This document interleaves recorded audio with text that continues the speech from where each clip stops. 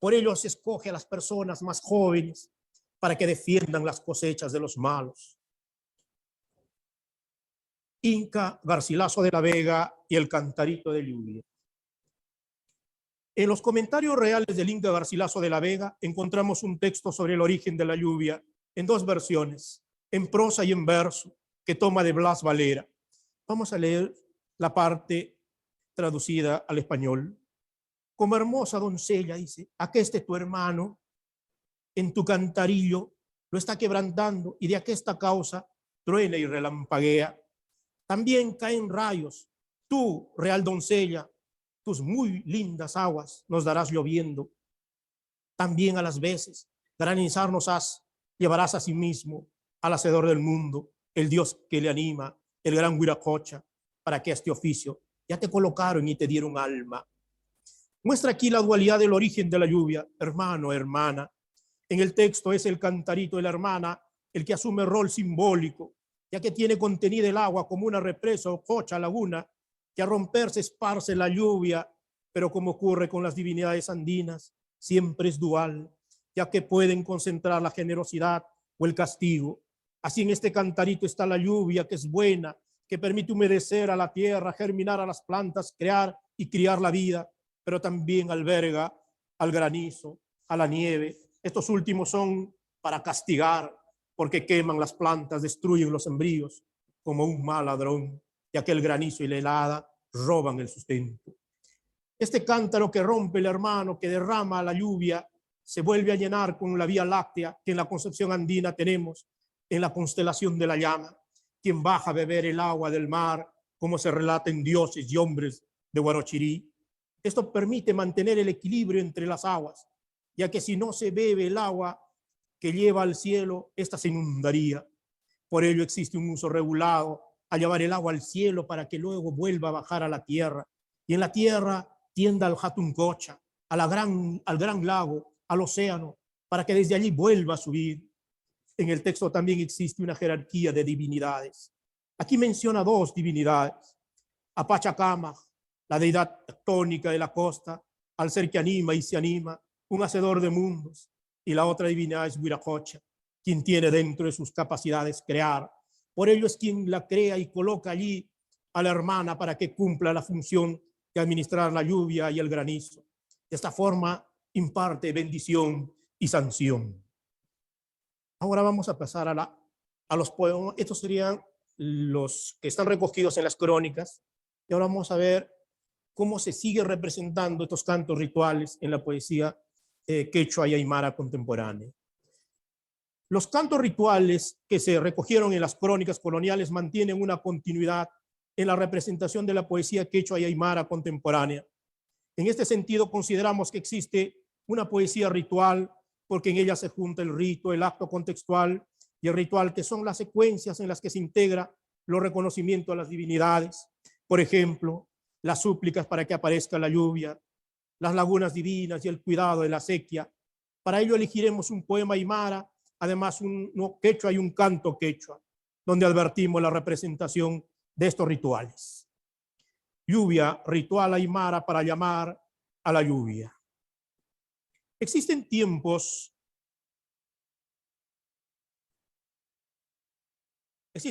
en que los cultivos en los Andes corren el riesgo por las heladas, las granizadas, las nevadas y la sequía, porque destruyen a las plantas, las calcinan. Por ello se busca proteger mediante rituales, implorando a los dioses, o hombres elegidos alejan los tiempos malos, como el ararigua, el guardián de las cosechas, que mediante gritos, truenos espanta la granizada. También cuando se presentan las sequías, se producen las peregrinaciones a las lagunas, donde se hacen sacrificios y ofrendas, mientras se canta en sus bordes, pero también algunos yatiris o la comunidad se traslada a los cerros, donde existen manantiales para ofrecer ritos propiciatorios y dar ofrendas a los achachilas. La idea es que no falte el agua, ya sea del lago de abajo o del lago de arriba, y se comuniquen mediante la lluvia mensajera de los dioses. También los animales tienen distintos comportamientos en relación a la lluvia. Por ejemplo, si los gusanos se introducen en la tierra, o como los pancataya los insectos pardos aparecen, entonces las lluvias terminan.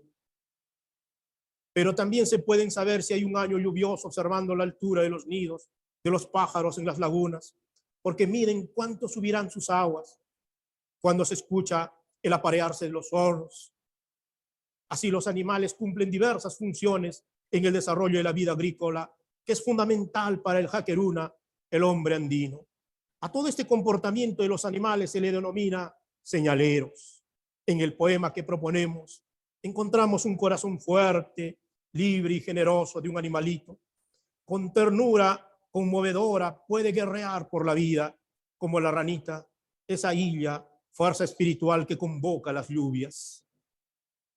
En el poema se presenta una historia enternecedora y épica de peregrinación que emprende la ranita, quien va en la búsqueda de la lluvia. Este poema se despliega en un contexto mítico y religioso, donde los dioses, animales y hombres entran en plena interacción para que la vida sea buena. El actor central es la ranita. Recordemos que los batracios son símbolos del agua, convocan a la lluvia. Tanto el sapo como la rana están asociados a una constelación. También está ligado a los chayadores. Al respecto, Bertonio distingue dos tipos de sapos: jampatu sapo, pati sapo grande. Pati significa también aguacero, que suele aguar al tiempo de comenzar la siembra de la quinoa. Pati se vincula con el dios Illapa, dios del trueno, rayo y relámpago, dios creador de la lluvia. Ramos Gavilán recuerda que los Lupaca en octubre ponían idolillos de sapo para llamar a la lluvia.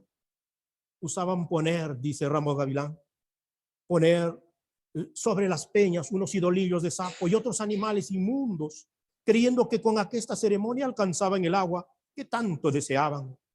También Espinosa destaca que en las ceremonias aymaras, chujata, consiste en dejar los sapos al sol para pedir lluvia.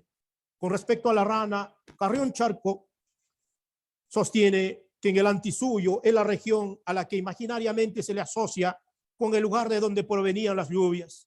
Ahí estaba la fuente de las ranas, donde se baña la doncella de Chuquillanto. También existe una deidad dentro de la cadena de la cordillera del sur del Perú que tiene el nombre de Jampato, donde se descubrió la momia Juanita, quien recibe el reconocimiento de dama del nevado Jampato, este nevado que tiene la forma de sapo. Algunos investigadores oponen el sapo a la rana. Consideran que el sapo como un ser caótico que no logra acertar en la fecundación, mientras que la rana representa el orden, la claridad para llegar a dotar de germinación. Teniendo en consideración estas características de la cosmovisión aymara, ingresemos al poema canción Canto a la rana en el Cerro Atoja de Inocencio Mamani. En el recorrido la ranita une las tres pachas: Manjapacha, el mundo de abajo; Ajapacha, mundo de acá; Alaxpacha, mundo de arriba. El primer mundo es el mundo donde mora la rana, el lago sagrado, lago Titicaca, que es la pacarina mayor donde brotó la vida. Dentro de la cosmovisión andina, el mundo de abajo se comunica con el mundo de acá mediante puquios, aberturas. Una de ellas es la Mamajota, la madre laguna. De este lugar sale la ranita en penitencia y peregrinación.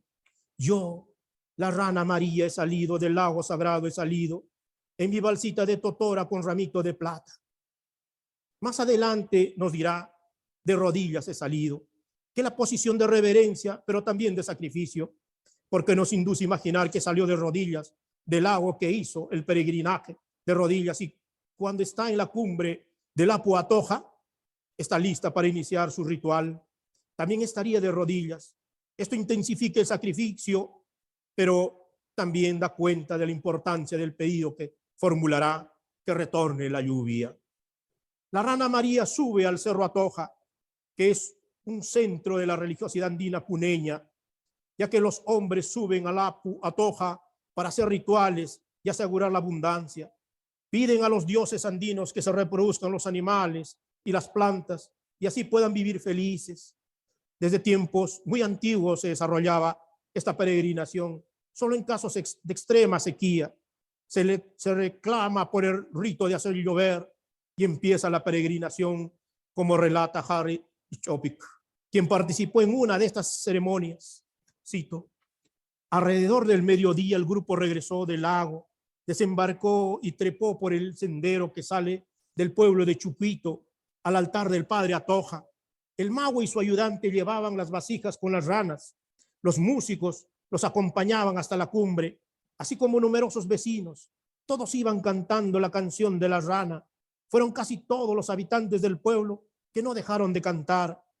Son los cantos ceremoniales que crean el contexto de lo singular. En el caso de nuestro poema, no es una ranita que atrapan y la llevan como ofrenda, sino ella misma sube, es decir, la rana, de ser una ofrenda, se convierte en oferente, en una peje. No va acompañada, como se relata en los testimonios que dan cuenta de movimientos masivos de los pueblos o comunidades, sino emprende sola su peregrinaje a la cima del cerro. Así la ranita, como los hombres, suben a las alturas del Apu Atoja para pedir lluvia. Allí realizan la ceremonia. A ese lugar sube la rana María para realizar el ritual del pedido al dios del Alaxpacha. En su peregrinación avanza de rodillas, como en una penitencia, hasta llegar a la cúspide. Primero enuncia con una voz individual que concentre el pedido de todos. Pide que el padre del Alaxpache derrame sus lágrimas, su lluvia para sus hijos. Al padre del Alaxpacha le he pedido sus lágrimas. Subiendo a la cima del cerro, fue a pedirle por los hijos. Ella en esta voz asume dos posiciones. Primero toma la posición de madre, porque pide por sus hijos las lágrimas del Padre del cielo. Entonces su voz concentra la voz de todos, una madre que habla por sus hijos, que se sacrifica por ellos, que intercede. Precisamente la segunda posición es de intermediación, pero también de quien tiene la capacidad de hablar con los dioses, un ser elegido, una hija, una sacerdotisa andina que asume la responsabilidad de proteger a sus hijos y tiene la competencia para realizar las ofrendas y los pedidos. Así la tercera estrofa del poema muestra el acto ritual. De rodillas he salido, Padre del Alaxpacha, rocíanos con tus lágrimas, te pedimos todos tus hijos. Pero este pedido no solo tiene palabras, sino también tiene ofrenda. Recordemos que ella sale del lago sagrado con un ramito de plata. La rana María lleva el pedido, pero también la ofrenda, ramito de plata. Dentro de los elementos de ofrenda que integran la mesa en el mundo aymara están las flores, panjara. Se ofrecen a los muertos, se esparcen los pétalos sobre los animales sacrificados, dados en ofrenda. Esto para que exista la abundancia de animales, una buena vida. El ramito tiene una función sanadora, como la planta yuqui, pero en la mesa andina también son importantes los minerales preciados, en este caso la plata, que está asociada a la luna y a lo femenino. Es un ramito de plata, como las sillas que se ofrecen para que la madre tierra siga produciendo, que los aymaras llamamos Ispaya, es como el espíritu que vela por las chacras y los productos. En los ritos para hacer llover Hayu Laruña en Chucuito, luego de llenar los ojos del altar con ranas, los puquios o manantiales, se canta una canción de la rana con gran vigor. Esta canción es muy similar al poema, que consideramos que podría ser un hipotexto, un texto primero desde donde el poeta compuso su bello poema. Una rana he sacado, María, del mar, del lago, he sacado, una rana he sacado, María, de las profundidades del lago he sacado, una rana he sacado, María, en una balsa dorada he sacado, una rana he sacado, María, con un palo de balsa de plata he sacado, una rana he sacado, María. Así todos cantan, mientras la pec, el que tiene la cabeza, el mago, el yatiri, reza. Sí. Espíritu Atoja, acepta esta pahuaca, haz llover para estos tus hijos. Todos se arrodillaron, rezaron, algunos lloraron, todos gritaban lluvia, lluvia, lluvia y seguían cantando. Pasadas unas horas, el agua se evaporó y las ranas comenzaron a gritar. Poco después, esa misma semana, llovió. Precisamente una de las características del poema en la tercera estrofa es que la voz se pluraliza en el acto ritual mismo. Cuando menciona que ahora es la voz de todos, es como si la voz convocara a todas las voces para que juntas formulen el pedido, como un lloro extenso. Ello presentifica todo acto. Ya no está la voz solitaria y fabulosa de la rana, sino junto a ella parece que pidieran lluvia todos los hijos, incluida ella, que se reconoce como hija también del padre de la Laxpacha. Por ello es que la imploración se vuelve universal.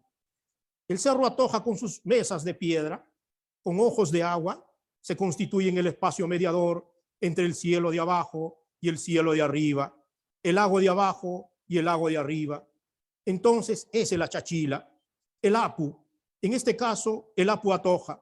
Pero no solo es singular el lugar donde se hace el pedido, sino también el tiempo. A mediodía he salido, a medianoche he llegado. Es en el centro de la noche donde hace su ritual. Si parte al mediodía, cuando el sol, el calor está en su máxima expresión, cuando seca todas las plantas, cuando puede tostar la piel húmeda de la rana amarilla, decide salir, como en las ceremonias antiguas, cuando tiraban los sapos sobre las piedras a la hora en que el sol se incendiaba. Emprender su peregrinación a esa hora es intensificar su sacrificio, porque se muestra al sol en toda su potencia. Así camina todo un día, todo un tiempo, es decir, une las mitades del tiempo y completa el tiempo cíclico para despertarlo. Es decir, esto hace volver el tiempo de la lluvia. Entonces, en este recorrido cíclico vive la rana María, también se puede interpretar como recorrido para despertar el tiempo dormido de la lluvia, porque une el mundo, viene del lago sagrado Manjapacha, llega a la Japacha en su peregrinación y se dirige a la Laxpacha, porque desde lo alto del cerro empieza el viaje de sus palabras a la Laxpacha. Y seguro ha de llover, no lo dice el poema, pero ocurre en los testimonios que se recogen y así en los momentos en que se vive. Este poema se ubica dentro de los himnos rituales que piden lluvia. Se dirigen a los dioses como la oración atribuida a Manco-Cápac. Oh Huiracocha, Señor del universo, óyeme, desde el mar de arriba en que permaneces, desde el mar de abajo en que estás. También el ritual, tal como se registra en la crónica de Juan Santa Cruz Pachacuti y Anquizalcamayua. Y en este tiempo dicen que el dicho Manco-Cápac, siendo muy viejo, solía decir cuando oraba por la prosperidad de su hijo, hincada a las rodillas, diciendo así: de la misma forma en que la rana María de rodillas pide lluvia, es decir, la ranita con su plegaria une estos dos mares, el lago de abajo y el lago de arriba. En este ritual de pedido también lo encontramos en Guamampoma. Quillamama, reina, madre luna, el agua que creas, el líquido que das, ay, ay, ay, qué llanto, ay, ay, ay, cómo corre, tú, criatura tierna, como las hierbas, por alimento te lloran, por agua te lloran. En este sentido, el poema tiene un aliento ritual donde la rana asume la misión de liberarlos de la sequía. Para ello emprende su peregrinación para conmover al Señor de la Laxpacha, que levante su enojo, que suspendió las lluvias, y con su palabra y su ofrenda puedan restablecer el equilibrio y la lluvia pueda caer sobre los campos. De igual forma la lluvia ha de volver. Su ausencia es momentánea, pero se necesita una reciprocidad, es decir, volver a practicar nuestros principios de Runa Jaque. Solo eso es lo que nos salvará de toda adversidad humana o divina. 15. Laguna Mamacoche. En la meseta del Collao, el lago Titicaca es sagrado, es representado como un escenario donde se revelan y viven las divinidades. Analizando lo registrado por Bernabé Cobo, Sales sostiene: es la presencia misma de la divinidad la que sacraliza el lugar, lo señala como un punto fijo en el territorio, lo separa cualitativamente su contexto geográfico. Este espacio existe simultáneamente dentro de un universo religioso y en el mundo físico. De esta forma, el lago se distingue de los demás espacios geográficos porque es el lugar elegido como morada de las divinidades. La presencia divina otorga singularidad a este espacio. La mayoría de cronistas, Cobo, Sarmiento, Molina, Ciesa, designan como lugar primitivo a la isla del Titicaca, hoy Isla del Sol, o Tiahuanaco, cuyo nombre aymara es Taipicala, que significa piedra central. El cronista Felipe Guamampoma registra la divinidad del Titicaca de la siguiente forma: ídolos y huacas del Collasuyo, Hatun Joya, Uquina Joya, Uru Joya, sacrificaban con carneros blancos y cuiro, vajillas de barro, mucha chicha de canaba y moralla y mollo, comidas y pescado fresco y seco, echaban a la laguna de Puquina y lo comían. A la huaca Titicaca sacrificaban con mucho oro y plata y vestidos y con 20 niños de 2 años. La huaca del Titicaca es respetada y poderosa. Esto se infiere por las ofrendas que los hombres le daban en los rituales, pues sacrificar u ofrecer 20 niños de 2 años es un acto que solo se otorga a las altas divinidades, como es el caso de los niños elegidos por los achachilas, que mueren sin bautizar y deben enterrarse en los cerros tutelares, porque si no sufrirán grandes calamidades como las sequías o las hambrunas. Existen distintos tipos de lagunas: lagunas mansas, lagunas bravas. Estas últimas son las engendradoras de la lluvia. Las lagunas encantadas que pueden perder a los hombres. También las lagunas están asociadas al nacimiento, ya que se constituyen en pacarinas. Más adelante nos referiremos a este tipo de lagunas representado en un poema ritual. Las lagunas encantadas las encontramos en dioses y hombres de Huarochirí. Cito: encontraron debajo de la piedra un sapo de 2 cabezas.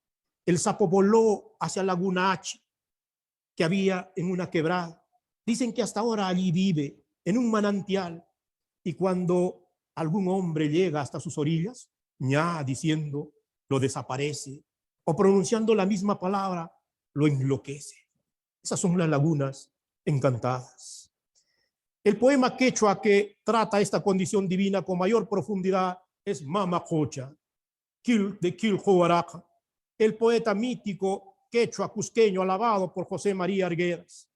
El poema formalmente mantiene una estructura simétrica, alterna estrofas de 4 y 6 versos. Así en total hay 3 estrofas de 4 versos y 3 estrofas de 6 versos, que hacen un total de 30 versos. Los versos son de arte menor, interiormente mantienen un ritmo solemne que está dedicado a la madre laguna. Además hay un esfuerzo por mantener la rima. Si bien no coincide plenamente, la secuencia de los sonidos finales es dominante, lo que crea una sensación mesurada del poema, pero también de intensa epicidad lírica.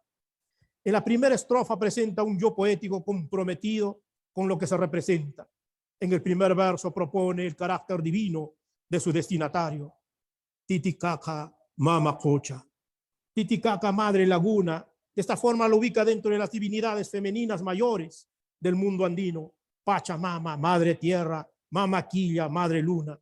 Entre estas 3 divinidades podemos establecer una correlación.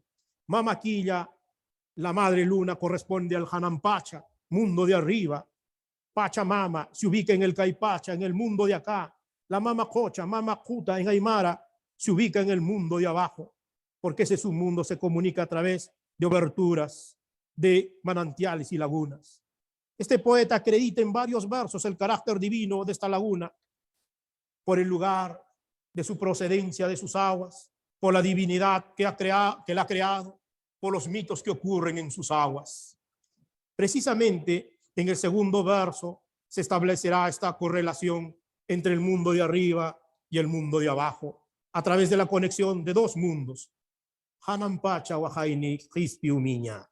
En este verso se concentran 3 símbolos. Primero, el lugar de su procedencia de la lágrima. El Hanampacha, el mundo de arriba, cielo de arriba, espacio de los dioses. Allí moran los dioses mayores, como Illapa, el dios de la lluvia, que aparece en forma de trueno, rayo y relámpago, es decir, su lágrima viene del espacio sagrado. Segundo, Huajay significa lágrima. En el mundo andino, la lágrima y el llanto están asociados a la lluvia, desde la vinculación con el dios llorón, Huirajocha, que está en la portada del sol de la portada del sol en la cultura tiahuanaco, un dios representado con lagrimones que caen de sus ojos, con dos báculos que representan la fertilidad y la lluvia. En las fórmulas rituales se pide sus lágrimas a este Dios. En los rituales de pedido de la lluvia se hace llorar a hombres, mujeres, niños, animales para pedir lluvia, como registra Huamampoma, rituales que ocurren en el mes de octubre para pedir lluvia. Entonces, la idea de llanto está asociada a la imploración de la lluvia. Incluso cuando llega es motivo de lágrimas emocionadas. Entonces, lluvia y llanto van en llananti, van acompañadas. Tercero, Quispi Umiña. Umiña es la piedra más preciada, así lo registran los diccionarios quechuas autorizados. Umiña, piedra preciosa. A este carácter singular el poeta le agrega Quispi, que significa cristal y libertad. Esta asociación de lágrima y perla potencia la imagen que relumbra. Entonces, ambos elementos acreditan su valor, uno por el espacio de procedencia de su agua, lágrima del cielo, y Umiña, la piedra más hermosa del mundo andino. Así confluye un conjunto semántico de lágrima y piedra. Entonces las aguas del lago son preciado, son un cristal que relumbra.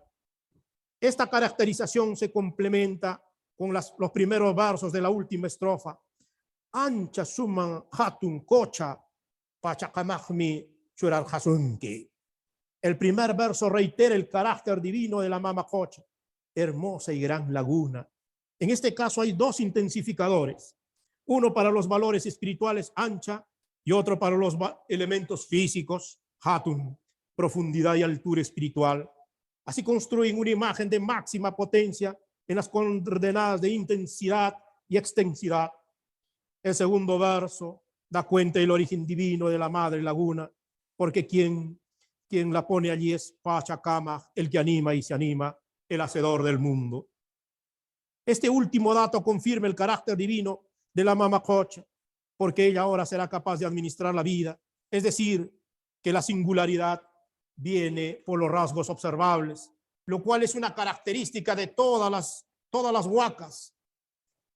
No representan, sino están presentes. Es ostensible, acompañan, yacen, pero también por su vínculo con Pachacama.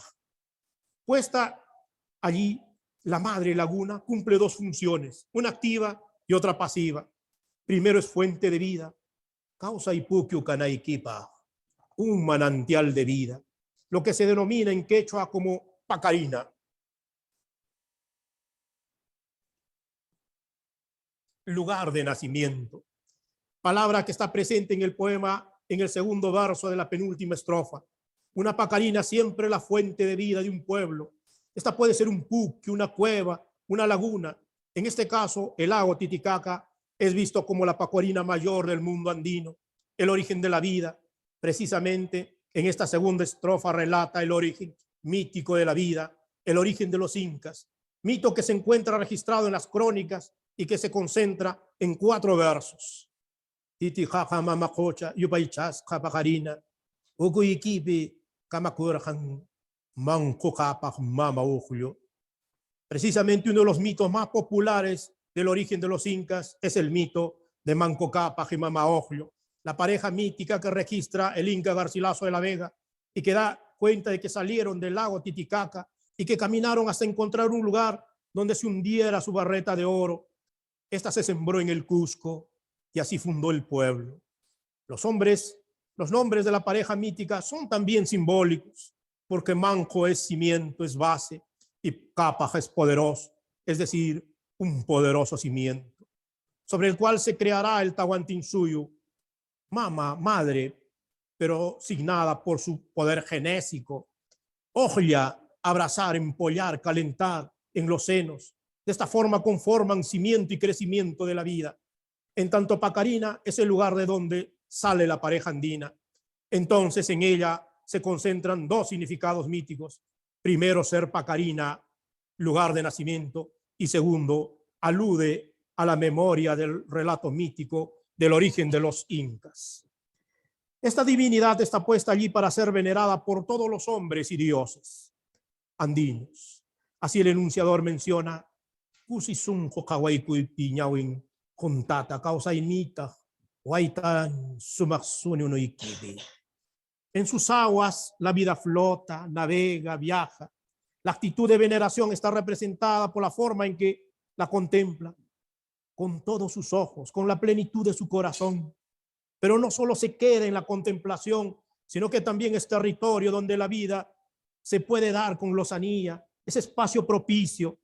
Ese acto de contemplación se presenta como una entrega a lo que se contempla, es dejarse perder o perderse en lo contemplado.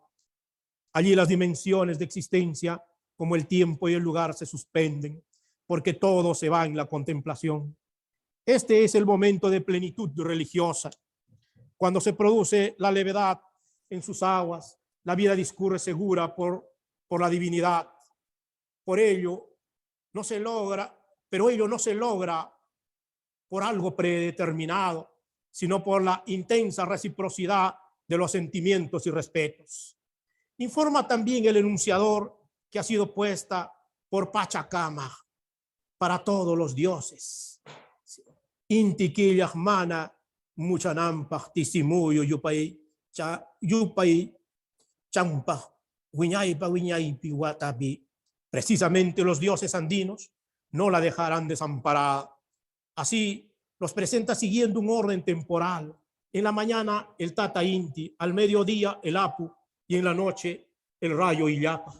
Tata Inti es el padre sol, el dios sol, aparece al amanecer. Illari, Apucuna son los dioses montaña, los grandes cerros divinos. Illapa no aparece con este nombre, aunque insinúa su presencia con la llegada de la lluvia, porque es el viento guaira que inquieta sus aguas y la presencia de los rayos que los vuelve alzados, creando una atmósfera tensa.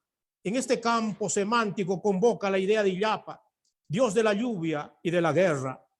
Este tiempo total se divide en dos grandes momentos: el momento de la claridad, lo solemne, y el momento del oscurecido y tempestuoso. El día punchao y la noche tuta expresa dos escenarios diferentes. De esta forma cumple con la dualidad andina. Espacialmente uniría las tres pachas: el Ujupacha, porque el Puquio y la Cocha comunican el Ujupacha con el Caipacha, pero también se juntan sus aguas, que asumen una función de Chaupi, Taipi, porque en ella llegan los astros del Janampacha, los Apus, los Urju, los cerros sagrados. Es decir, en sus aguas se juntan las divinidades del mundo andino para adorar a la Mama Cocha. Tawa.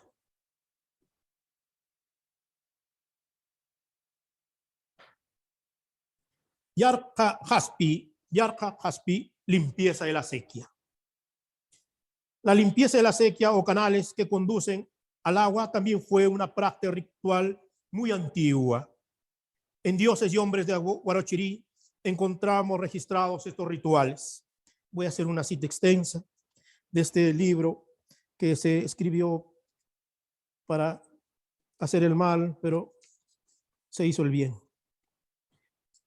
Y como crecían estas costumbres, todos los hombres ya está limpio del acueducto de Chuquisuso, diciendo, iban de Guarochirí y de todos los pueblos a ver la sequía. Del mismo modo, aún ahora, cuando han concluido de limpiar la sequía, todo cuanto presienten que deben hacer, hacen, adoran a la sequía. Los alcaldes y otras clases de personas no los atajan a hacer estas costumbres, no les dicen, sin razón alguna adoran, siguen festejando la limpieza de la sequía porque los vence el deseo de cantar y beber como los demás, hasta embriagarse. He limpiado la sequía, solo por eso voy a beber, voy a cantar. Dicen, mienten al Padre.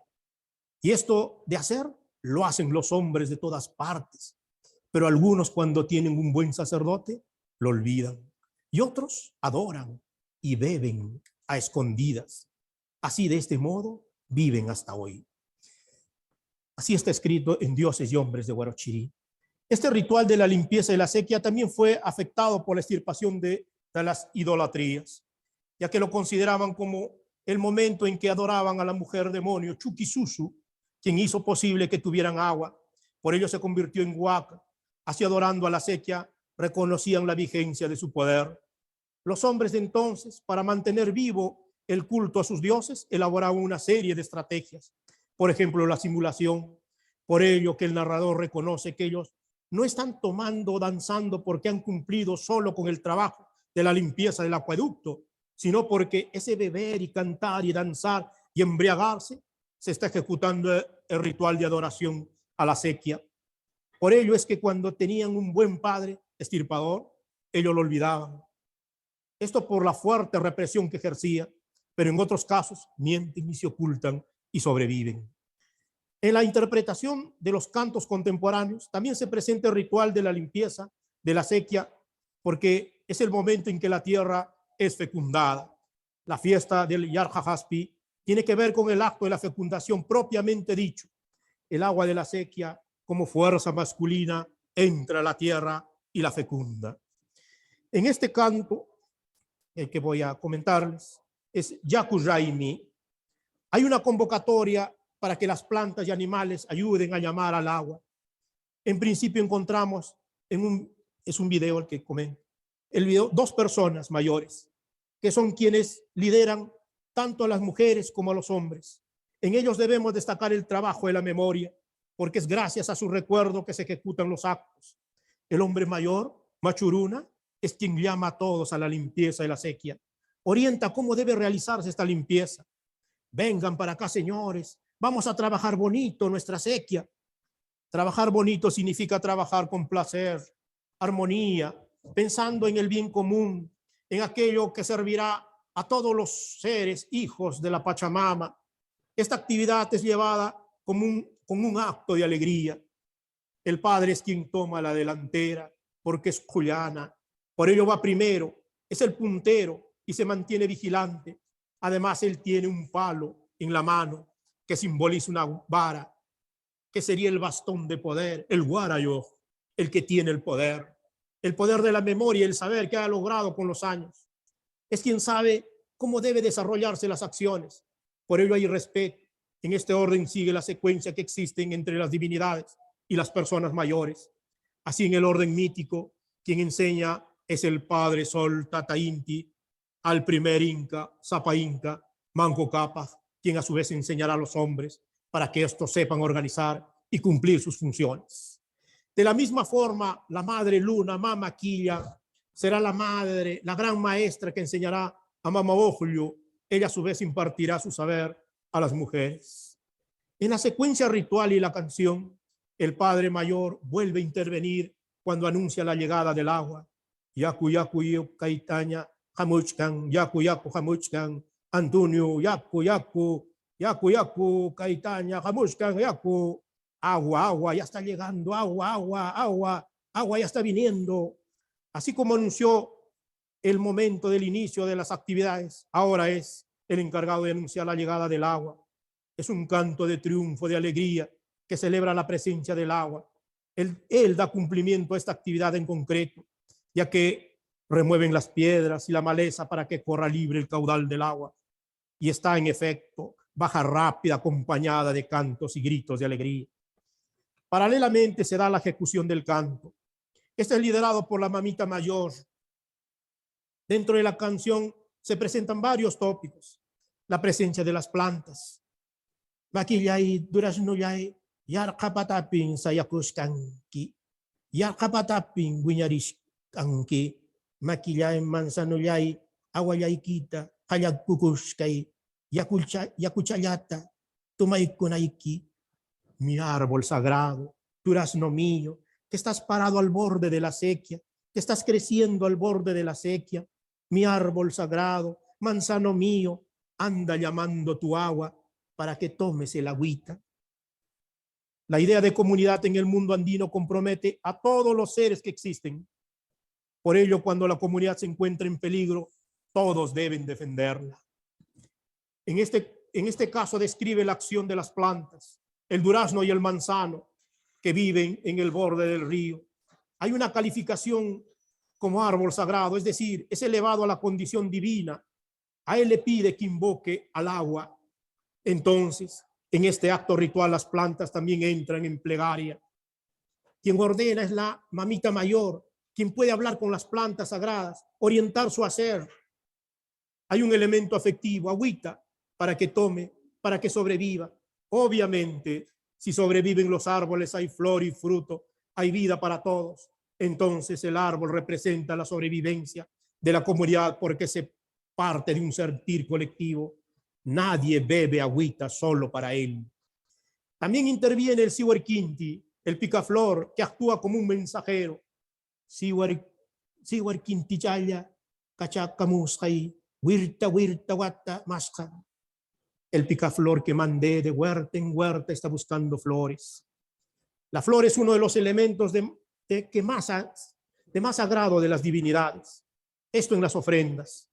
En el video se ve que las mujeres cargan en sus espaldas flores amarillas, la flor de la retama. También la flor está asociada al logro de las plantas. Es el momento en el máximo crecimiento y belleza de un árbol.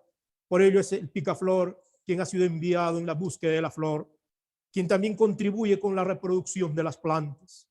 El Sihuarquinti también es un ser mágico en el imaginario andino, representa el alma, su presencia siempre llama a respeto. Así la mamita mayor puede hablar con las plantas y los animales. Esto reafirma su saber singular, su posición como una sacerdotisa andina, un ser mediador. Hasta aquí podemos advertir la idea de comunidad. Las plantas y los animales juntan fuerzas para hacer volver el agua. La celebración de la llegada del agua se muestra en el verso siguiente. Compadre Iwan, toma y cosa, voy a beber con mi compadre, he dicho. Esta convocatoria a beber se vincula con la celebración de la llegada del agua, de la alegría, tal como se registra en dioses y hombres de Guarochirí, en la limpieza de la sequía, que beben y cantan, que es el acto ritual dedicado al agua, como en el poema Yarcapaj de José Dionisio Anchorena, donde se manda a danzar ante el crecimiento y la prosperidad ejercido por el agua de la sequía que lleva vida por los campos y las chacras. En los versos siguientes, Imanillantaja, Suncoyaikita, Cabanayay, Urcochayaipi, Aguaruchaiki, Yajajamun. ¿Qué dirá ahora tu corazón en el cerro de mi cabana? ¿Acaso el agua está llegando? Imanillanta, Yakuyay, compadre. ¿Qué dice el agua, compadre? Cuando formula dos preguntas. La primera sobre el corazón del compadre. El corazón es una de las vías por las cuales llega el conocimiento al hombre del Ande. Por ello, antes de partir, por ejemplo, consulta su corazón. Luego también a su interlocutor compadre le pregunta sobre lo que dice el agua. ¿Cuál es la palabra del agua? Su voluntad que comunica. Eso confirma la idea de causa y el agua tiene vida.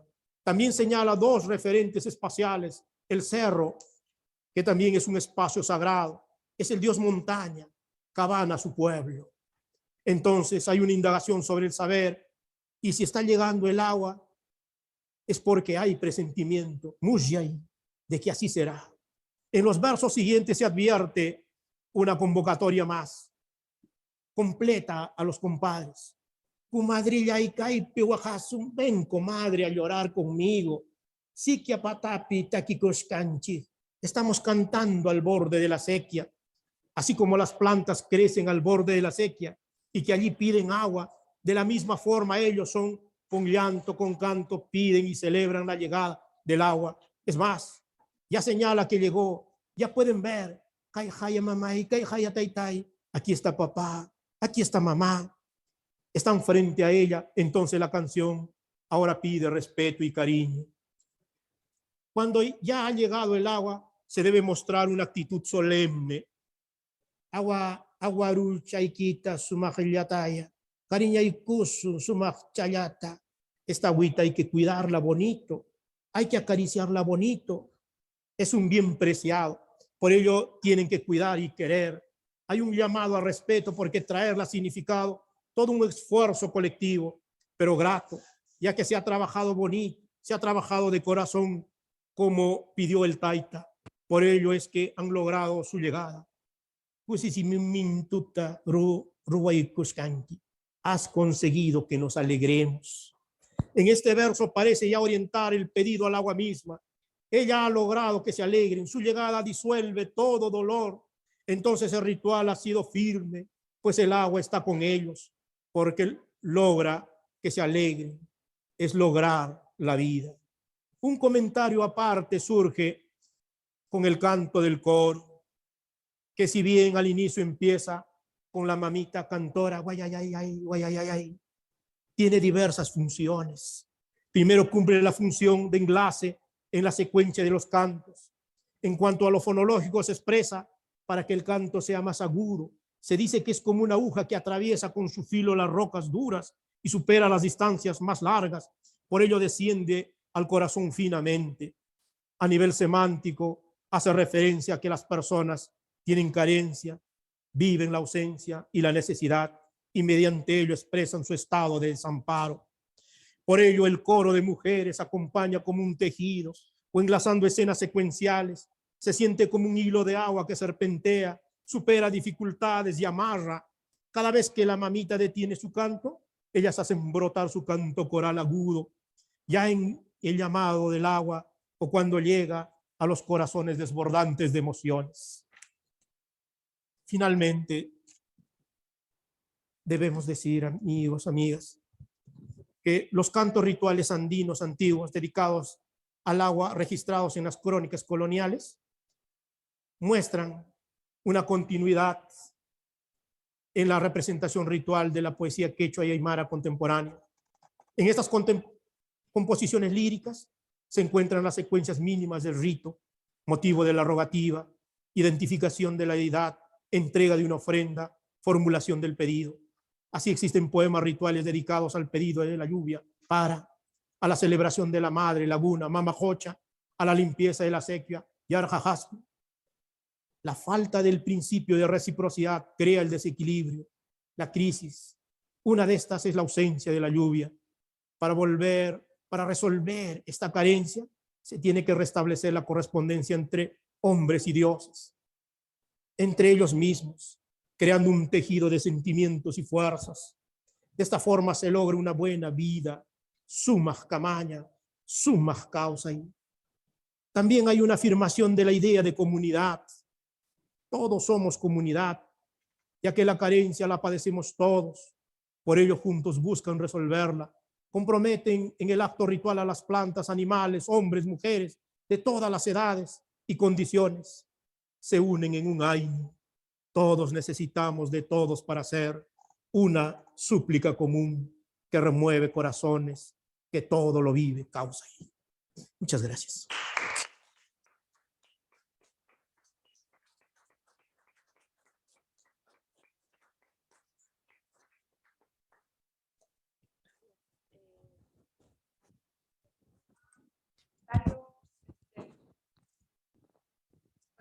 Sí, yo creo que vas a necesitar seguramente. Más tú, muchas gracias realmente al detalle y a la constelación de autores que has recogido. Y sí, en principio recogemos comentarios, preguntas que surjan.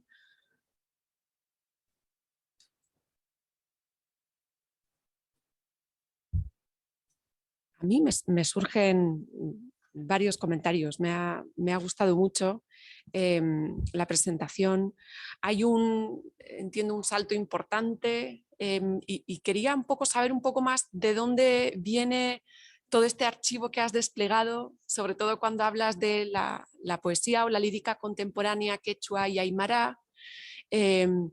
Me pregunto cómo ha sido el proceso de recopilación y claro, se percibe un salto grande entre las crónicas y el presente y que nos comentaras un poco más por qué se eligen esas crónicas y un poquito como la trastienda de todo este archivo, ¿no?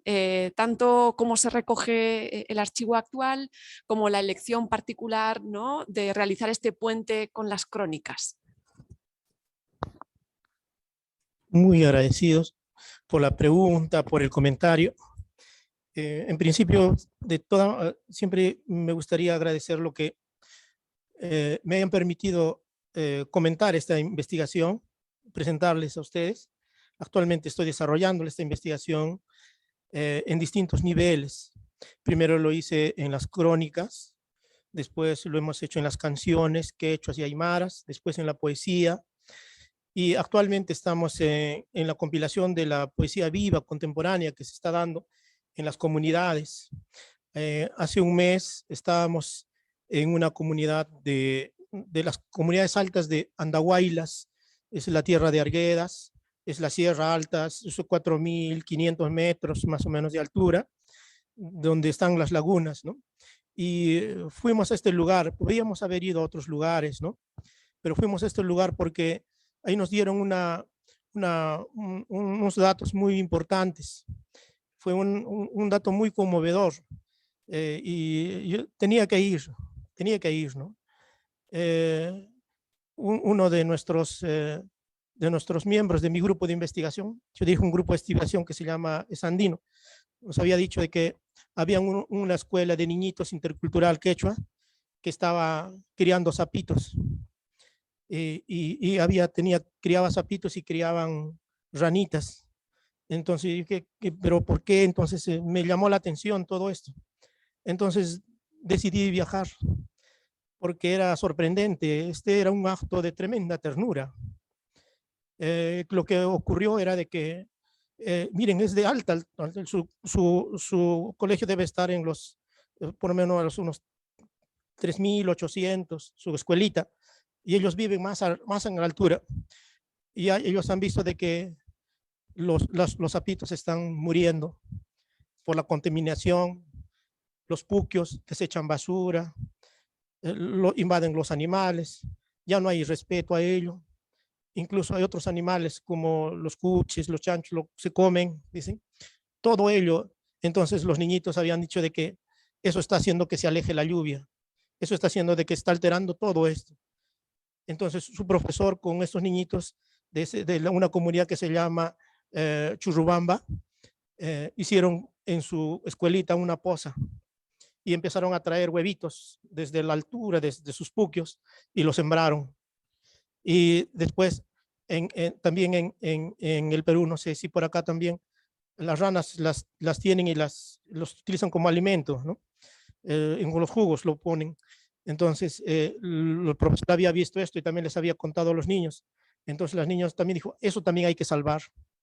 Después fueron a las señoras que vendían jugos, les compraban para criar. Estos actos fueron muy enternecedores.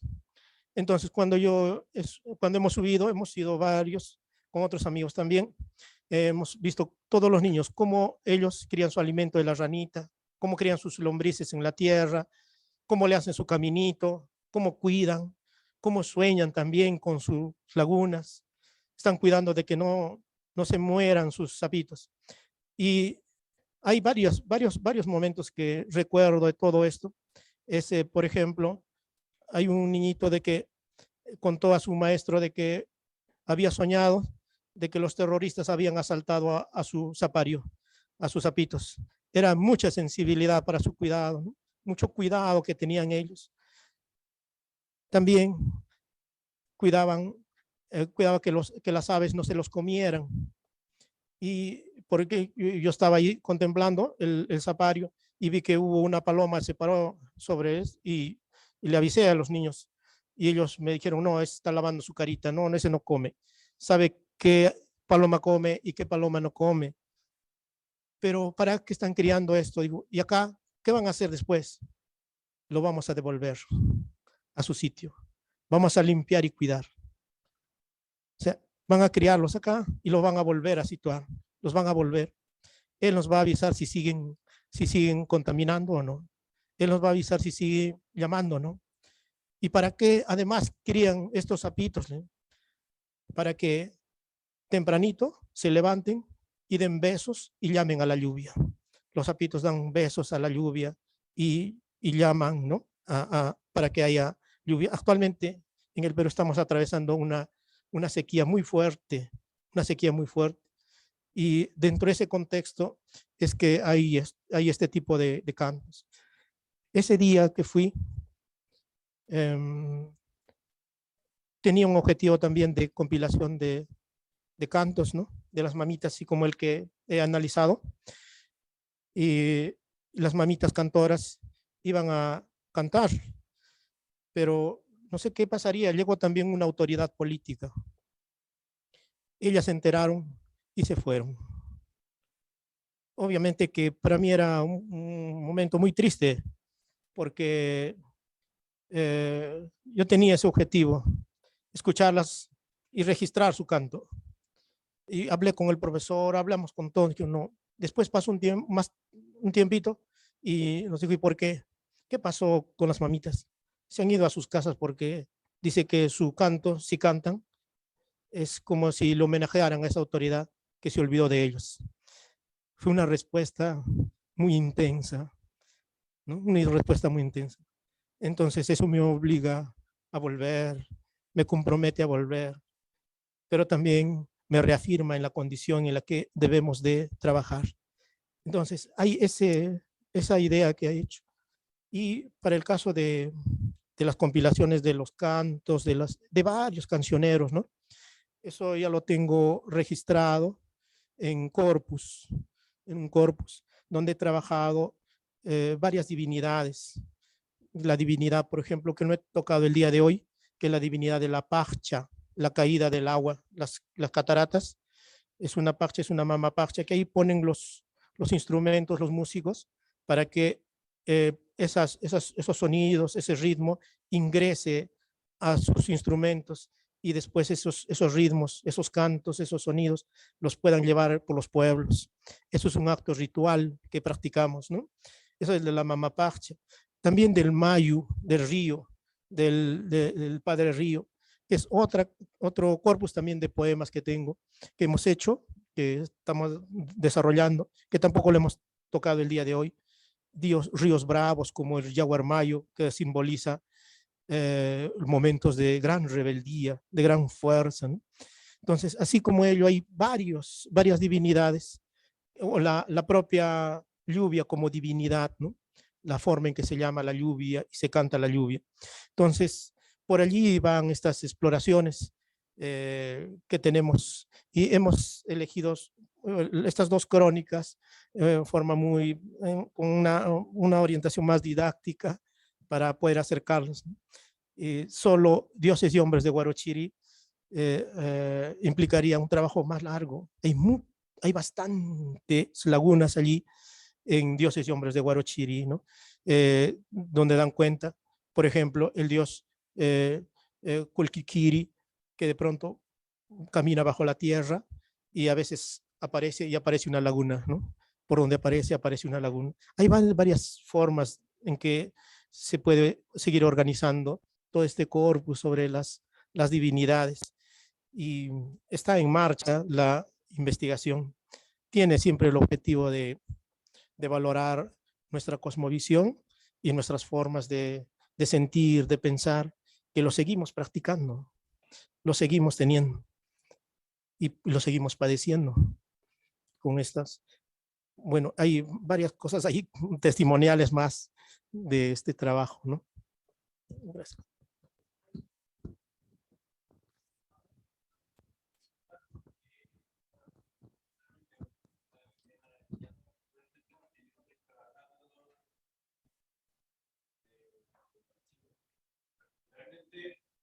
Ciertos tópicos que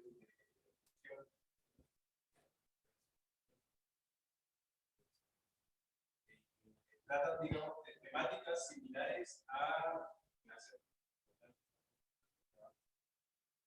el magisterio de la proliferancia estética latina,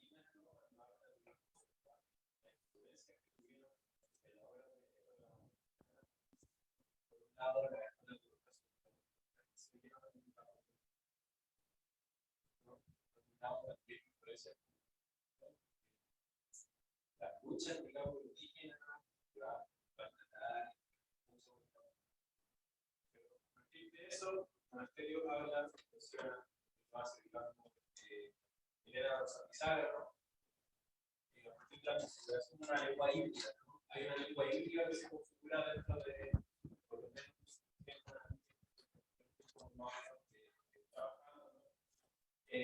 una lengua híbrida que, bueno, se materializa, por ejemplo, es cierto, el científico Quechua Aymara, ¿no? Por ejemplo, de Huanca Cayuno, ¿no? castellano con quechua y aymara, ¿no? Y carne enlace por la K y llega por la latina, ¿no? Y así toda esa mezcla, digamos, de presentaciones con el lenguaje, de ligarse de cierta forma de la RAE, pero un fenómeno, digamos, como de la vanguardia literaria, particularmente, la creación de un libro, no solo Chico Querido, también para no saber a finales del siglo XIX, igual no se digamos, los civileros publican París, tirando así, publicando en París, criticando la lengua francesa universal y criticando, digamos, la lengua alemana, allá directamente. Pero eso es como cierto antecedente, ¿no? Porque es un fenómeno como de renovación lingüística es el que se da no solo, digamos, en Latinoamérica, sino que también hay una transmutación en la vanguardia europea, por ejemplo, como todos los exiliados de la guerra, periodos de guerra, ¿no? Que quieren los países, francés, etc. Su investigación tiene, específicamente aborda, digamos, esta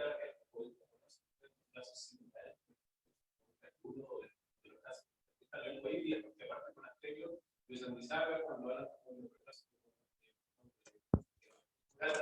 mencionan específicamente a bueno, la peligracia de la lengua híbrida, digamos, gracias a la peligracia de pero también, digamos, la lengua híbrida, por ejemplo, como más coma.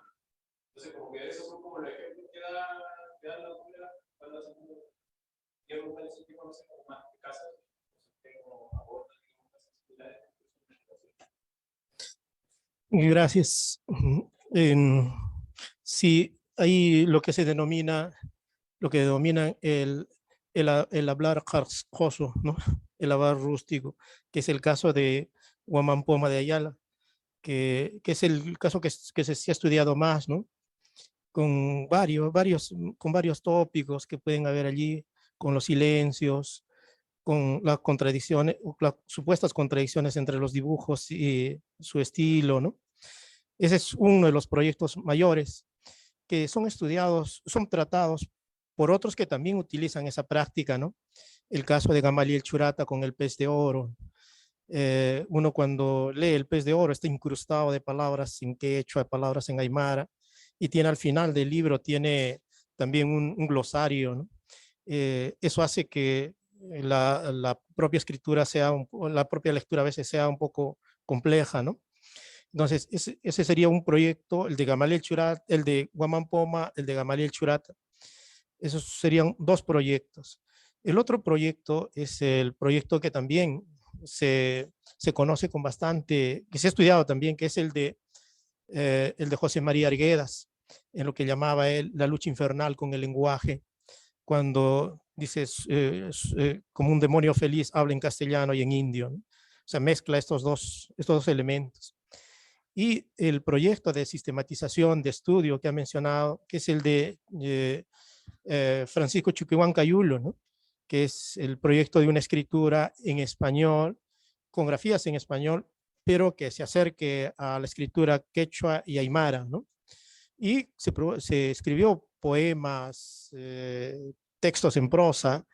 Ahí mismo aparece un texto en prosa de Antero Peralta, el que dirigió una revista que se llama Chirapu, que también se reeditó también Chirapu.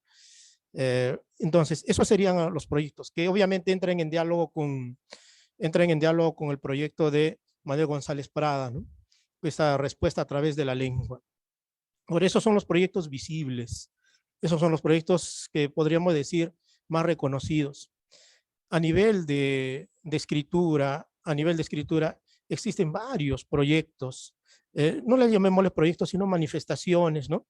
De poetas que no han sido estudiados.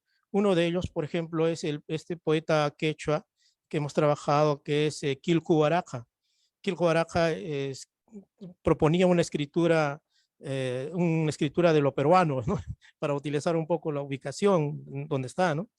Él enseñaba quechua y da una manifestación a través de sus publicaciones de solo escribir en quechua. De hecho, sus tres primeros poemarios los escribe solo en quechua, sin traducción. Pero en su obra de teatro, que también se publica en 1955, al igual que el primer poemario Taquipargua. Escribe mezclado, ¿no? Es entre castellano y español. Hay partes en castellano, partes en español. Entonces ese es otro proyecto, otra manifestación. También está Inocencio Mamani, el autor de la poema de la ranita, pero en este caso dentro de la expresión, dentro de su teatro, José Carlos Mariate en Los 7 ensayos lo menciona, su obra Tucuypaj Munascan, querida por todos. Él escribe en quechua y también mezcla con el español. Entonces hay este tipo de resistencias a través de la escritura. Y así poetas contemporáneos que se están manifestando a través de publicar, por ejemplo, solo en quechua o solo en aymara. Entonces, por allí sería más o menos la respuesta a esta inquietud. Hay varias publicaciones que no han sido estudiadas y que merecería más bien una extensión de esto. Y lo que sí podemos hacer es compartir a los que, como tú, tengan ese interés inmediatamente. Si ese siempre es nuestro interés en la vida de investigación. Sabemos de que lo que hallamos no lo vamos a poder procesar todo. Eso es difícil. Por ejemplo, teníamos esa revista que es el Boletín Titicaca, después teníamos la revista Chirapo y nosotros no teníamos los medios. ¿Cómo no podemos sacarlo? Entonces lo entregué a un alumno para que haga su tesis, hizo su tesis brillante, y después otro alumno cogió, lo tomó y logró su publicación. O sea, los textos hay que devolverlos a la conversación, hay que devolverlos al diálogo, hay que devolverlos a la comunidad, si no se pierden. Entonces, yo creo que en Bolivia, en Ecuador, en todas las culturas impactadas, hay este tipo de textos a nivel de la lengua, ¿no? A nivel de la lengua. No, sí, hay bastante. No, y en escritura contemporánea también, ¿no? Por ejemplo, Rosa Cuchillo de Oscar Colchado, ahí está mezclada el español, el quechua, ¿no? Ahí siempre hay ese tipo de resistencia a través de la lengua, ¿no? Y una manifestación también de su identidad, incluyendo una palabra, pero obviamente dentro de un contexto, no incluirla por incluirla, sino dentro de una estructura, dentro de una estrategia, ¿no? Sí, por allí.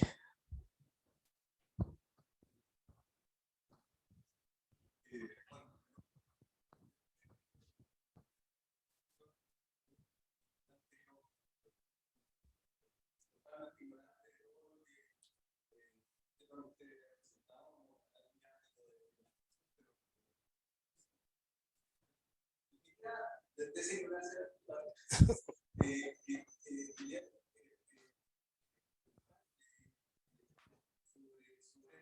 contenido, contenido ritual, religioso, teológico, incluso, de la poesía. Sí. Y que, que claro, el periodo anterior, de alguna manera se repite también en la contemporaneidad, en la esencia, ¿cierto?, de la ritualidad, de lo teológico, que eso ¿cómo se explica por la vivencia directa, por ejemplo, la cultura, por supuesto, digamos, pero también la presencia muy intensa de la propia naturaleza, sí, de la montaña, de las alturas, del agua. Entonces, ahí pues, aquí el tema de la temporalidad, ¿no? Eso que, en fondo, siempre estas dos temporalidades que siempre se confrontan. La lineal, occidental, y la temporalidad circular, o ese tipo de cuestiones que iban surgiendo en todo momento. Pero básicamente esto de ese contenido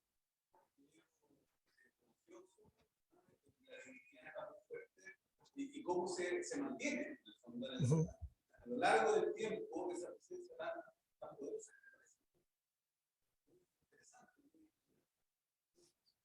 Básicamente, no, bien, gracias por el comentario, por las preguntas.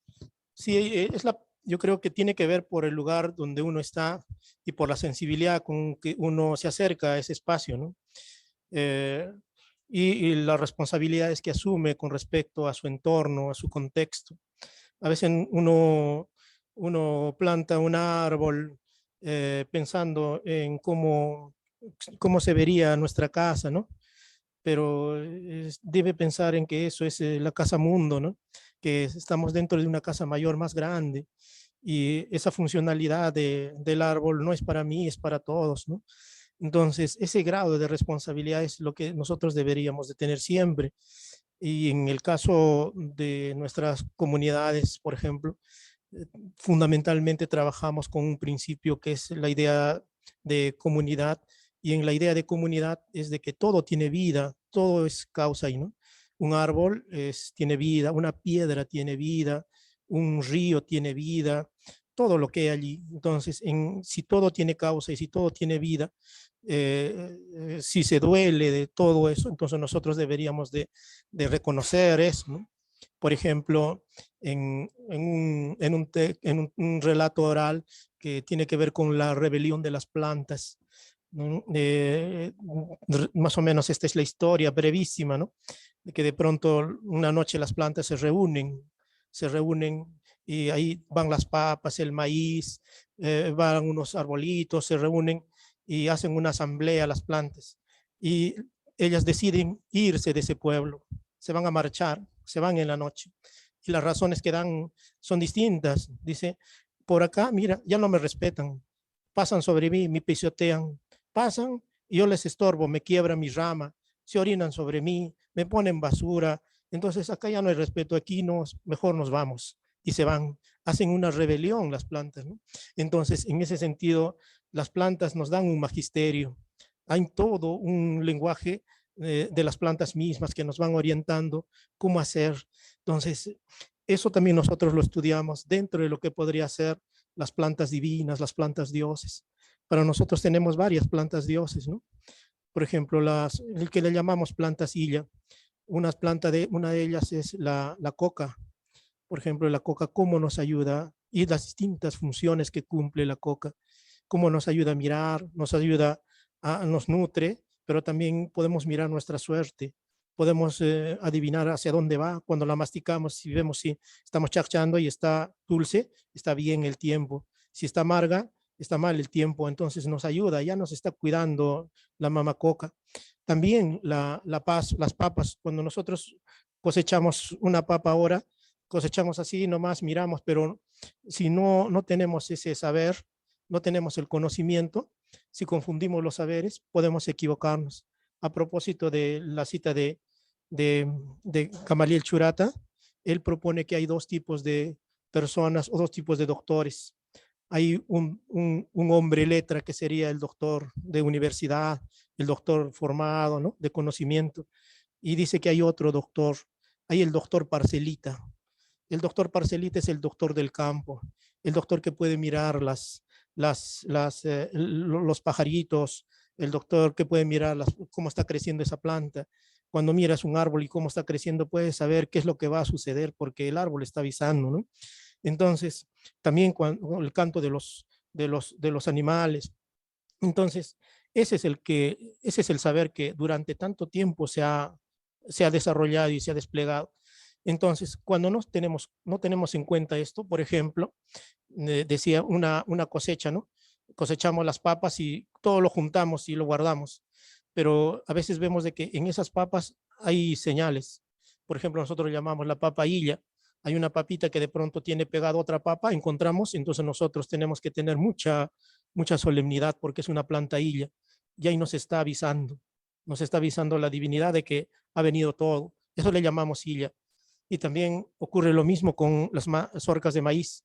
Hay un maíz normal, tiene todo, pero de pronto hay uno que está como abrazadito a su lado, varias. Entonces eso tenemos que con mucho cuidado llevarlos porque es una planta divina que ha aparecido. Entonces hay varios elementos como ellos que tenemos que tomarlos en cuenta, ¿no? Si es que no los, no los reconocemos, vamos a perder mucha sabiduría. Hay hay una frase, y ahora me está ayudando Churata, siempre a veces ocurre, ¿no? Que uno cuando está hablando siempre vienen en su auxilio los autores, todas las personas, porque todo lo que sabemos nosotros nunca es casi de nosotros, alguito nomás será, y todo es de lo que leemos, de lo que nos dan nuestros amigos, de lo que escuchamos, ¿no? Churata decía que este es un pasado que no pasa, dice, ¿no? Este es un pasado que no pasa, es algo que no debe dejar de ser, ¿no? Debe siempre estar presente, ¿no? En ese sentido, yo creo que la única forma en que podamos, o la forma, ¿no? En que podemos buscar un summa causa y un summa tamaña es respetando la naturaleza. Esas divisiones que hay entre un orden y otro orden, que a veces llega por medio de libros y eso está muy bien, llega por los libros y por los libros nos llega la sabiduría, pero cuando nosotros vamos al campo, por ejemplo, vamos a la Amazonía o vamos al que se llama a la Amazonía o a los Andes, la mamita va y le dice a la planta, hijito, crece bien, hijito, no, mira cómo estás yéndote para otro lado. Le está hablando a la plantita. Entonces, cuando nosotros vamos a sacar un fruto, a veces estiramos la mano, le arrancamos, pero nosotros en la Amazonía y en el Ande sabemos de que tienen dueño, entre comillas, así lo llamamos, ¿no? O sea, alguien que está dentro de un espíritu que lo cuida. Ahí le pedimos permiso, permítenos tomar tu fruto, permítenos agradecer.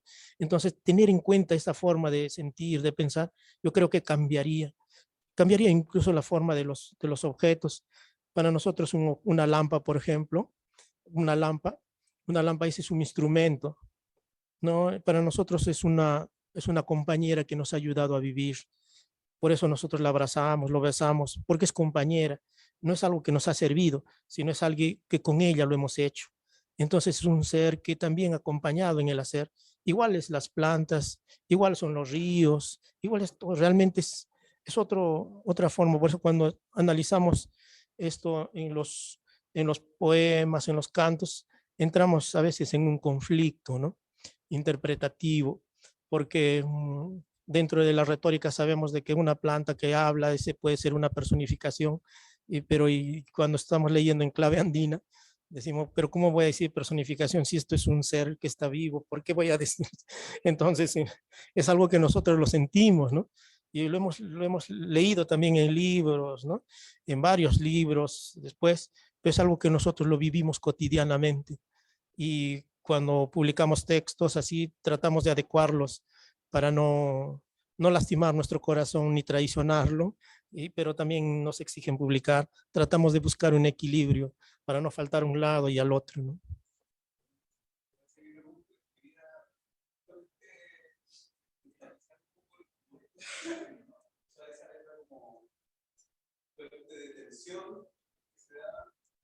Es su propia práctica académica, pero también vivencial.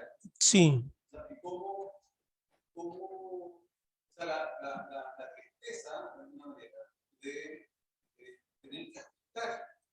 Sí.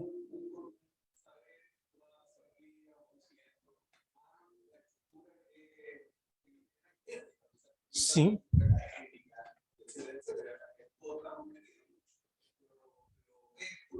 Es muy difícil, ¿no? Es muy cruel porque hay formas de expresarse como las que preguntaba nuestro amigo y hay otras formas a través de las cuales nos exigen.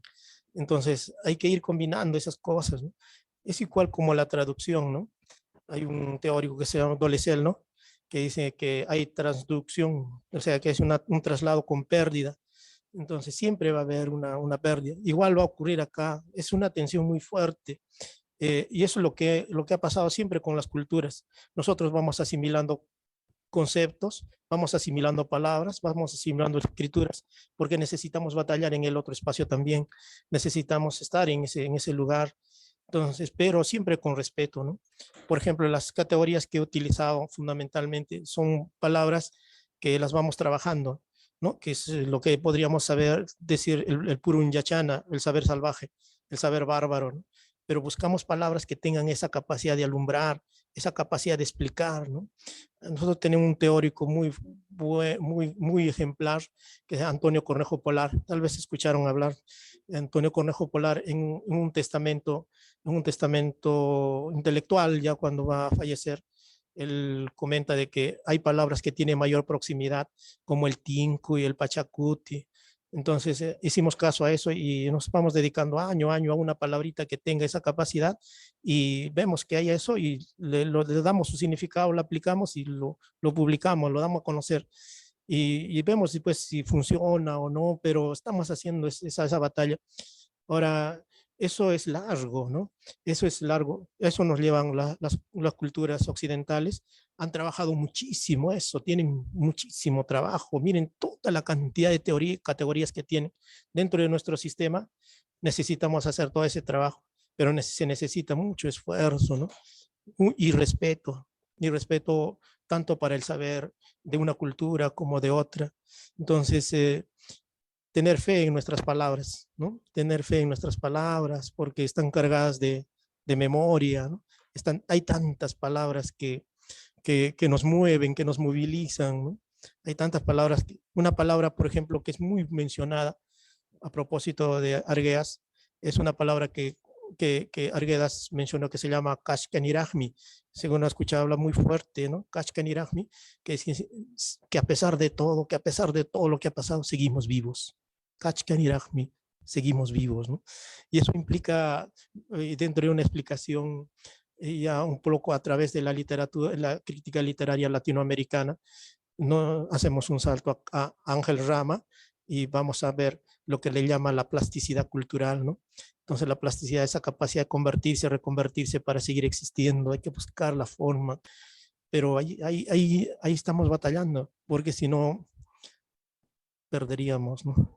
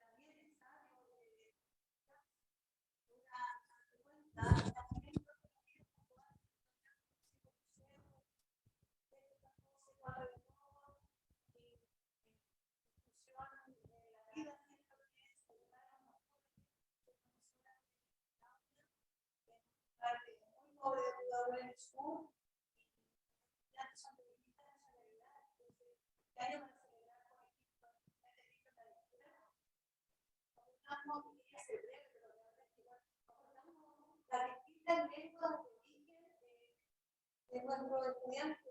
Ahí algunos traían sus diccionarios con algunas palabras, otros que conocían completamente. Entonces, tengo ahí para el corazón chiquito, porque conozco algunos conceptos muy importantes que tengo que abordar. Y tiene que ver mucho con la comunicación, sobre todo la utiliza de estas palabras.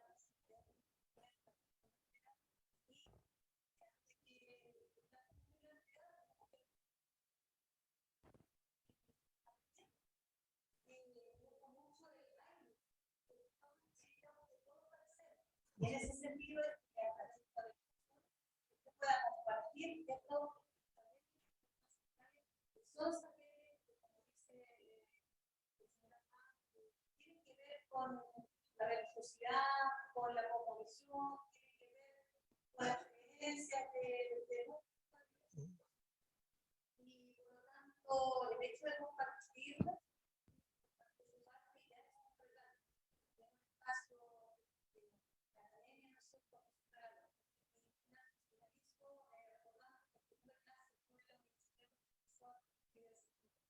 Mira.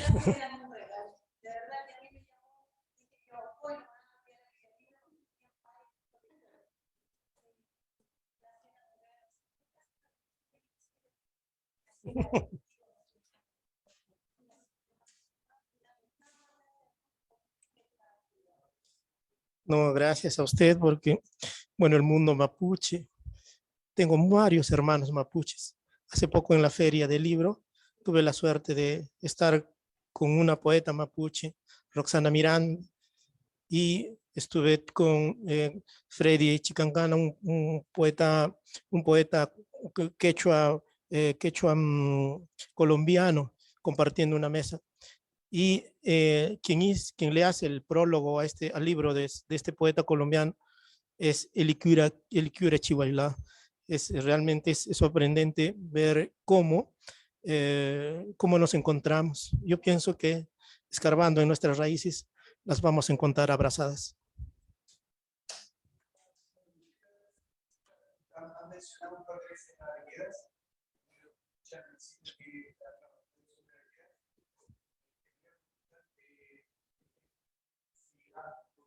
ver o compartir con nosotros la visión del agua como eje articulador de la composición entra en la narrativa de la guerra o en la narrativa andina en general. Estoy pensando también en Ciro Alegría y Carlos Andrés. Me parece que hay algo ahí, ¿no? En la obra particular de la guerra, desde la aplicación de ese relato agua.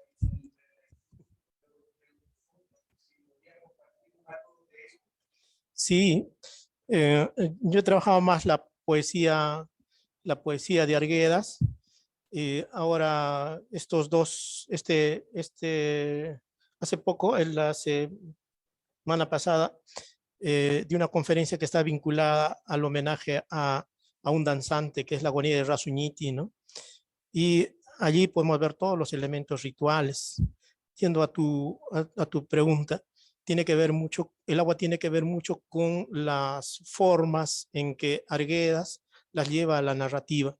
El texto que ha citado, que es Agua, que tiene que ver con la resistencia, ¿no?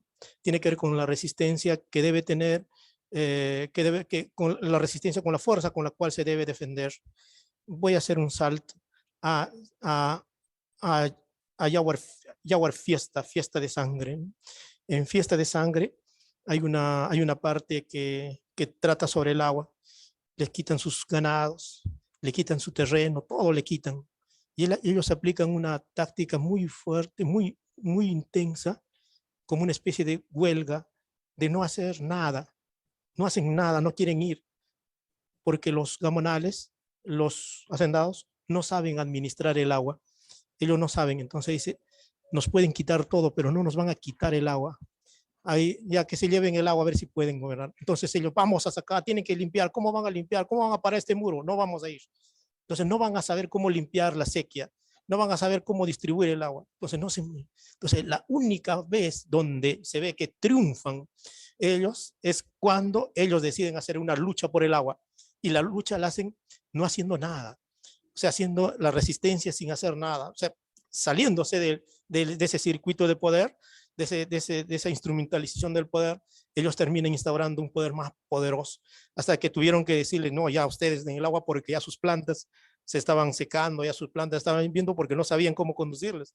Entonces uno podía ver, dice Arguedas allí, uno podía ver en medio de todos cómo el Camayo, el que ordena las aguas, empezaba a decir, tal día te toca, tal otro día te toca, cómo administraba el agua. Entonces, el agua tiene que ver con ese tipo de elemento de administración política, ¿no? Por ejemplo. Pero también en el universo mágico, mítico, por ejemplo, eso de los ríos, en un cuento que se llama Queljataipampa, lo que ocurre en este cuento, hay todo un rito, por ejemplo, del agua, ¿no? ¿Qué ocurre? De que sabemos de que los ríos tienen vida, ¿no? Uno mismo sabe, cuando habla, uno sabe de dónde viene su corazón, ¿no? Porque por nuestras palabras sabemos la dirección de nuestra casa, ¿no? Entonces, ¿qué ocurre?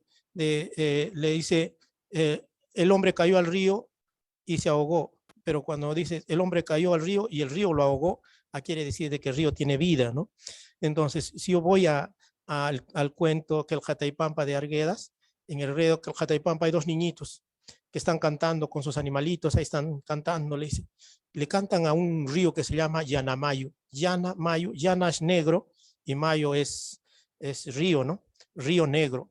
Y ese Río Negro le cantan, Río Negro, déjanos pasar, Yanamayo, no seas malo, porque el otro día has sacado tu brazo y has ahogado a un niño, has sacado tu brazo y te has llevado a mi ovejita, Río Malo, no tengas mal corazón, déjanos pasar, le cantan los niños, y para que permita el río Yanamayo, que se llama enternecer su corazón y permitirles cruzar.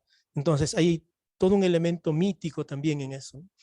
El cuento, la novela más famosa, 1958, de Arguedas, que es Los ríos profundos, ¿no? Hay una imagen hermosísima del río que se llama esto, el puente sobre el mundo, ¿no? De Pachachaca, el río Pachachaca, el puente sobre el mundo.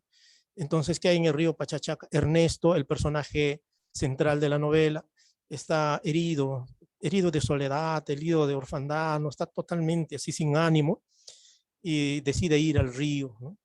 Decide ir al río, y cuando va al río, mira cómo el río va con fuerza, con intensidad, dice, hermoso caballo de crin brillante, le dice, ¿no? O sea, cómo esa fuerza del río después ingresa a su cuerpo, ingresa a su ser, y dice, cuando después de haber visto ese río, vuelve a, vuelve a, vuelve a su pueblo y camina con la fuerza del río, ¿no? Lozano, libre.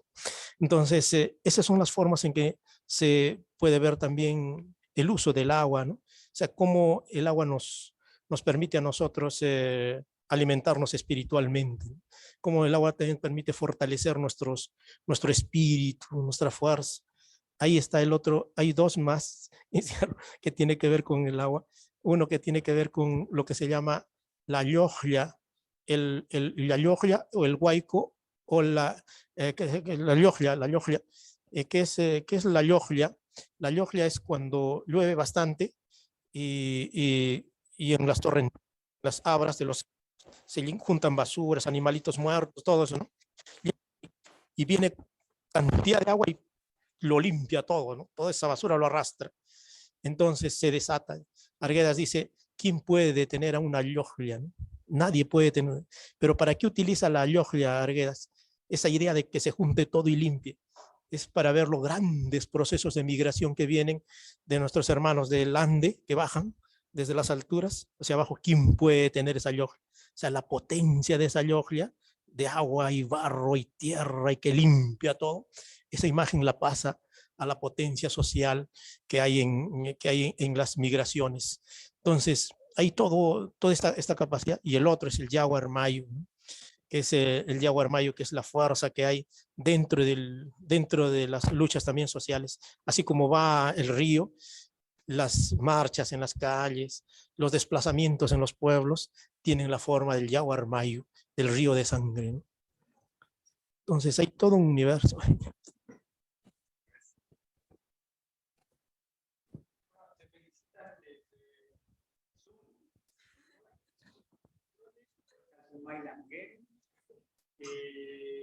Gran conferencia, muchas felicidades. Y ¿puedes decir cómo se llama el autor de las palabras de la rebelión de las plantas? No lo tengo en la memoria, pero tengo el compromiso de enviárselos el texto, porque está dentro de un conjunto de, de textos. No lo tengo claro ahorita, pero me parece que es Ochoa, apellido algo por allí. Ahorita no lo tengo con... Pero sí, eso... Sí, se lo comparto, y lo compartes. Muchísimas gracias por todo, por hacerte cargo, y ya has respondido, yo creo, con las preguntas realmente nos has mostrado además en detalle esta constelación de lírica que nos has mostrado. Así que muchísimas gracias de nuevo de parte de todos, y esperamos seguir realmente leyendo y escuchando más de su trabajo, que nos parece a todos mucho admirable. Así que gracias.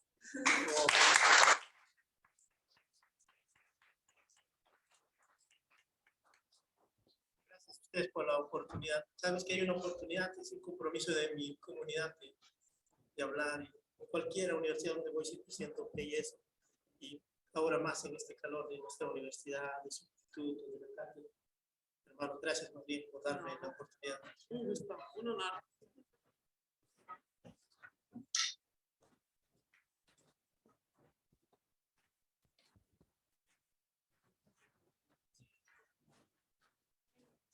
Sí, para mañana. Vale, gracias, Violeta. Sí. Se puede. Así, carapelado. Sí. O como tiene la biblioteca de la biblioteca. Eh, Te compras la biblioteca. Sí. Esto Claro. no te lo podría prestar. Lo que sí podemos hacer quizás es dejarlo acá y ver si lo puedes Fotocopiar, sí. me da miedo Acá sacarlo de aquí. No, me porque, imagino. que- el propietario, que es un profe de aquí, que es Oscar Ah, de Oscar. Cabezas, yo creo que no. A ver si habla algo, ¿no, Oscar? Puede ser complejo Sí, como me que le imagino. diga que desapareció el libro. Me imagino. No, sí, Pero- Oscar igual sabe que yo estoy trabajando esto en mi tesis. Ah, vale, Sí, pues yo creo que lo va a tener aquí en la oficina. en la Y oficina. de repente lo puede Yo consultar. le hablo y le Ya, pregunto, mejor, más fácil. Sí, porque sabe que he buscado por toda la católica y no hay muy poco, hay como 3 libros del boletín titicaca. Y el resto es como ya meterme al archivo del mal, como Claro. archivo online. Pero así como en físico hay muy poco. Métale Sí, sí lo voy a y decir. pueden ir como Sí, sí lo voy a revisando. decir. Sí. Este tema me apasiona. No, de todas maneras, sí. Sí. Voy a